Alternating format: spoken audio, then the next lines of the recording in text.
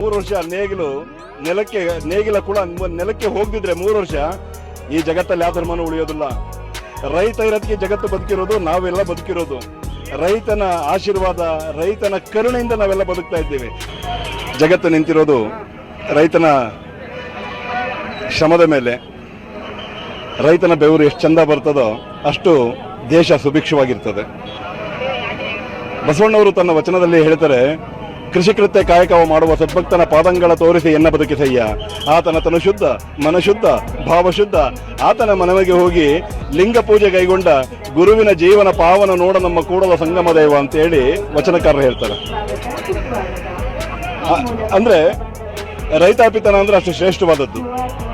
ಜಗತ್ತಿನ 84 ಲಕ್ಷ ಜೀವಿಗಳು ಅಂತೇಳಿ ಕನಕದಾಸರು ಹೇಳ್ತಾರಲ್ಲ, 84 ಲಕ್ಷ ಜೀವಿಗಳಿಗೂ ಅನ್ನ ಕೊಟ್ಟಿರ್ತಕ್ಕಂಥ ಪುಣ್ಯಾತ್ಮ ಯಾರಾದ್ರೂ ಇದ್ರೆ ಅದು ರೈತ ಮಾತ್ರ. ಕುವೆಂಪು ಒಂದ್ ಕಡೆ ಬರೀತಾರೆ, ರಾಜ್ಯಗಳೆಳೆಯಲಿ ರಾಜ್ಯಗಳು ಉದಿಸಲಿ ಹಾರಲಿ ಗದ್ದಿಗೆ ಮುಕುಟಗಳು, ಮುತ್ತಿಗೆ ಹಾಕಲಿ ಸೈನಿಕರೆಲ್ಲ ಬಿತ್ತುಳುದುವ ಬಿಡುವುದೇ ಇಲ್ಲ. ನೇಗಿಲ ಕುಳದೊಳಗೆ ಅಡಗಿದೆ ಕರ್ಮ, ನೇಗಿಲ ಮೇಲೆಯೇ ನಿಂತಿದೆ ಧರ್ಮ ಅಂತೇಳಿ ಕುವೆಂಪುರವರು ಬರೀತಾರೆ.